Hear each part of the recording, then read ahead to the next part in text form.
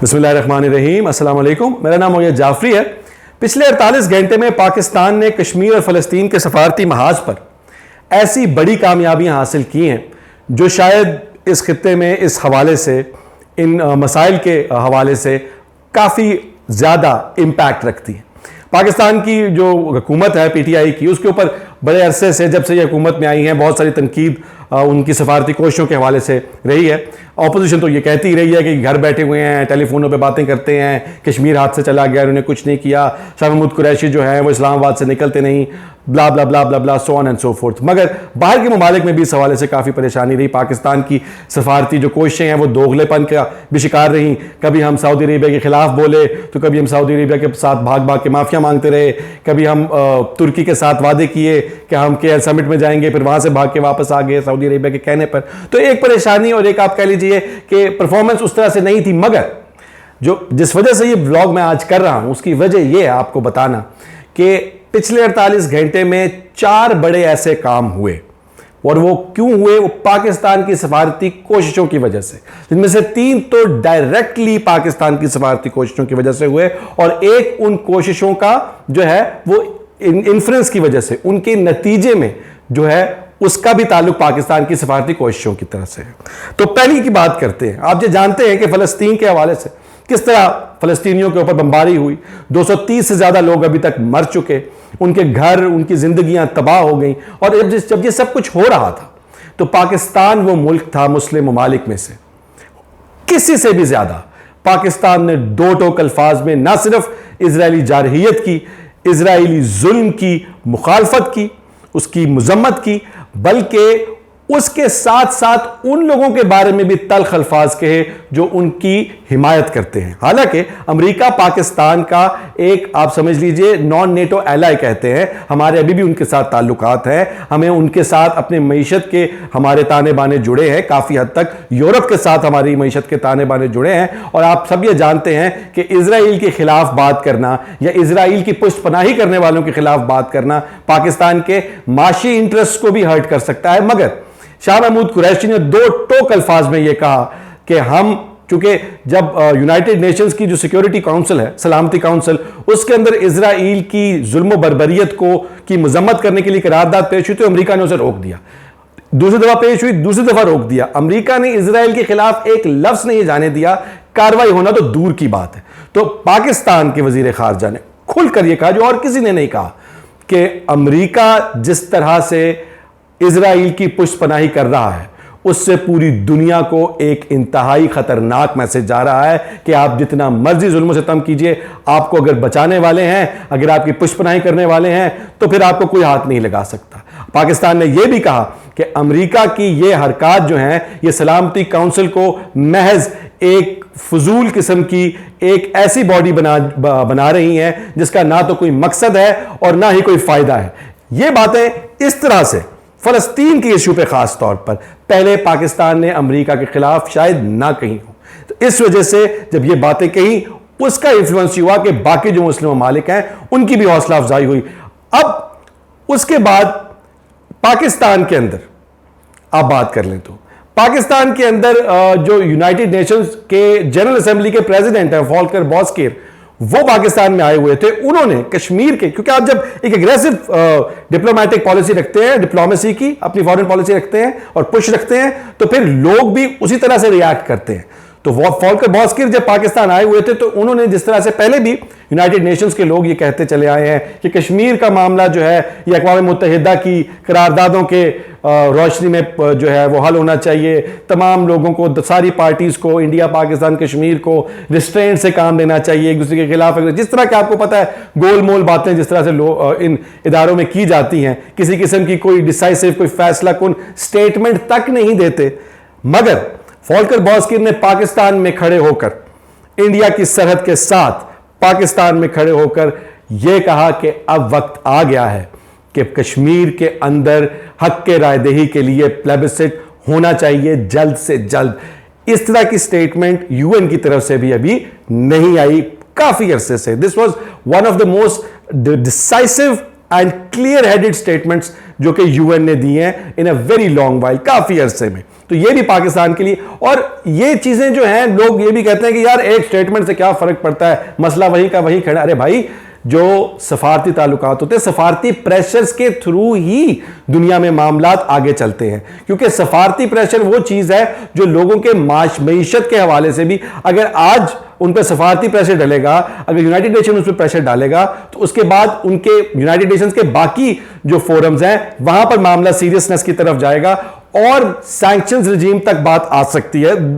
फार fetch दूर की बात है, मगर this is a very important stance. तो यह पाकिस्तान की एक बड़ी कामयाबी थी सफारती जो है फ्रंट पर। उसके बाद जो ह्यूमन राइट्स कमीशन, इनका ह्यूमन राइट्स काउंसिल है अक़वाम मुत्तहिदा की, उसने कल पाकिस्तान की पेश की हुई एक करारदाद, जिसमें पाकिस्तान ने न सिर्फ यह कहा था कि फलस्तीन पर होने वाले मजालिम जो हैं उनकी मजम्मत की जाए, पाकिस्तान ने यह कहा था कि फलस्तीन में फलस्तीनियों पर, गाजा में फलस्तीनियों पर और इजराइल में फलस्तीनियों पर जो जुल्म और बर्बरियत 11 दिन की बमबारी से इजराइल ने की है, उसकी इन्वेस्टिगेशन होनी चाहिए कि उसमें ह्यूमन राइट्स, इंसानी हुकूक की खिलाफ वर्जी हुई है।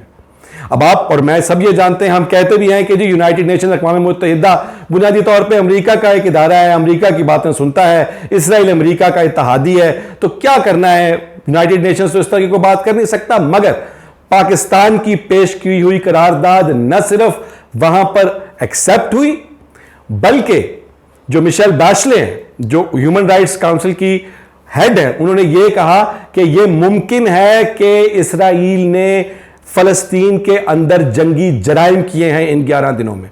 और यह कहने के बाद उन्होंने यह ऐलान किया कि अक़वाम मुत्तहिदा की जो इंसानी हुकूक की काउंसिल है वो अब एक इंक्वायरी लॉन्च करेगी ये जानने के लिए कि कहां कहां कितनी कितनी इंसानी हुकूक की पामाली हुई है इसराइल के अंदर, और इसराइल ने फलस्तीन के अंदर की है। तो बुनियादी तौर पे उसका जाहिरी बात है रिएक्शन। अब वही वाली बात जो पहले कहते कि जी इसका क्या फायदा है, इसका फायदा ना होता तो उसके फौरन बाद इजराइल का इंतहाई सख्त बयान ना आता। उसने अक़वाम मुत्तहिदा की ह्यूमन राइट्स काउंसिल के इस ऐलान को कहा कि यह एक शर्मनाक हरकत है, और ढीठों की तरह कहा कि जी हम इस हवाले से यूनाइटेड नेशंस मुत्तहिदा के साथ कोई ताउन नहीं करेंगे।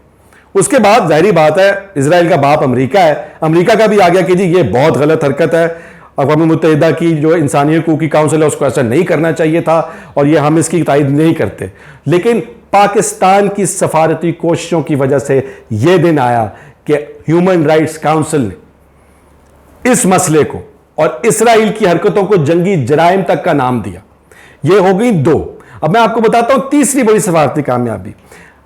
पाकिस्तान ने जब ये सारे का हिस्सा जो बना, इसके लिए आवाज उठाई, और ना सिर्फ आवाज उठाई बल्कि बहुत ऊंची आवाज उठाई, हर फोरम पर प्रेस कॉन्फ्रेंसेस हो, प्रेस टॉक्स हो। शाह महमूद कुरैशी जब, और पाकिस्तान की कोशिशों से ही जो है वो यूनाइटेड नेशंस की जनरल असेंबली का एक हंगामी इजलास बुलाया गया। उस पर जाने से पहले वो तुर्की में रुके, और उनके साथ आना था फलस्तीन के जो वजीर खारजा हैं उन्होंने, मगर इजराइल ने उनके रास्ते रोकना शुरू कर दिए। तो शाह महमूद कुरैशी और पाकिस्तान ने यह फैसला किया कि जब तक फलस्तीन के वजीर खारजा तुर्की नहीं पहुंचेंगे हम लोग जनरल असेंबली के इजलास में नहीं जाएंगे।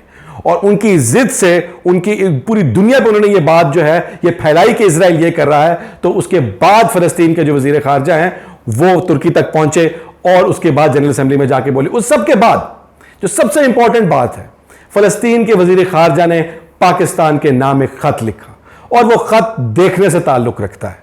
उस खत में पाकिस्तान ने जो इस सारे मामले पर किरदार अदा किया, उस हवाले से जो बातें हैं मैं अब आपको पढ़ के सुनाता हूं। उसमें उन्होंने कहा कि मैं अपनी तहे दिल से शुक्रिया अदा करना चाहता हूं पाकिस्तान की लाजवाल कोशिशों को, जिसने फलस्तीन की आज़ादी के लिए आवाज़ उठाई और इजरायली मजालिम की मजम्मत के लिए सबसे ऊंची आवाज़ उठाई। उन्होंने कहा कि पाकिस्तान की कोशिशों की हम इंतहाई जो कह लीजिए स्ट्रॉन्ग वर्ड्स में तारीफ करते हैं, उनको अप्रिशिएट करते हैं, और ये कहते हैं कि OIC में भी जो ऑर्गेनाइजेशन फॉर इस्लामिक कॉपरेशन जो मुस्लिम ममालिक की का फोरम है, और अक़वाम मुत्तहिदा की जनरल असेंबली का हंगामी इजलास बुलाने में भी पाकिस्तान का सबसे कलीदी किरदार है। यह कहना था फ़लस्तीन के वज़ीर ख़ारजा का था, और उन्होंने यह कहा कि Pakistan played an important role in building, steering and discussion building consensus, कि पूरी दुनिया के ऊपर जो एक आप समझिए कि राय बनाने वाला काम है, जो अवामी राय, मुख्तलिफ ममालिक की राय बनाने के हवाले से, वो भी पाकिस्तान ने उसमें सबसे बड़ा किरदार अदा किया। और उसका एक असर यह भी निकला, जो मैं आपको बताता चलूं, कि पूरी दुनिया की तारीख में आज तक किसी यूरोपीय मुल्क ने इसराइल की हरकत को एनेक्सेशन या कब्जा नहीं कहा, मगर आयरलैंड की पार्लियामेंट ने एक दिन पहले यह कहा कि फलस्तीन के ऊपर इसराइल ने नाजायज कब्जा किया हुआ है, जो कि पहले किसी यूरोपीय, यह भी एक बहुत बड़ी फतह है डिप्लोमेटिक फ्रंट पे पाकिस्तान की और फलस्तीन की।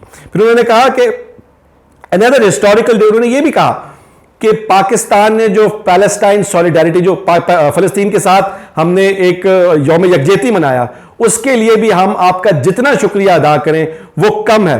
और पाकिस्तान की पार्लियामेंट ने जो रेजोल्यूशन पास किया, उस पर भी उन्होंने कहा कि न सिर्फ आज की दुनिया में, आने वाले वक्त में ये दिन और पाकिस्तान की ये तमाम तर कोशिशें सुनहरी हरूफ में लिखी जाएंगी। ना सिर्फ ये नस्ल फलस्तीनियों की, बल्कि आने वाली नस्लें फलस्तीनियों की पाकिस्तान की हमेशा शुक्रगुजार रहेंगी कि जिस तरह पाकिस्तान ने फलस्तीन के कॉज के लिए आवाज़ उठाई, उस तरह शायद पहले कभी किसी ने बहुत अरसे में नहीं उठाई। तो ये वो तमाम चीज़ें हैं जो पाकिस्तान के लिए बहुत खुशाइंद हैं। उम्मीद करते हैं कि, और आप तक पहुंचानी बहुत जरूरी थी, क्योंकि अक्सर मैं परेशानी की खबरें आपको बता रहा होता हूं, मगर ये पाकिस्तान के लिए एक अच्छी खबर थी, तो मेरा ख्याल था आपसे शेयर करनी चाहिए। इस तरह की जो तमाम अपडेट्स हैं उस हवाले से मालूमात हासिल करने के लिए और अपडेट रहने के लिए हमारे चैनल को सब्सक्राइब कीजिए। अपना ख्याल रखिएगा। अल्लाह हाफिज़।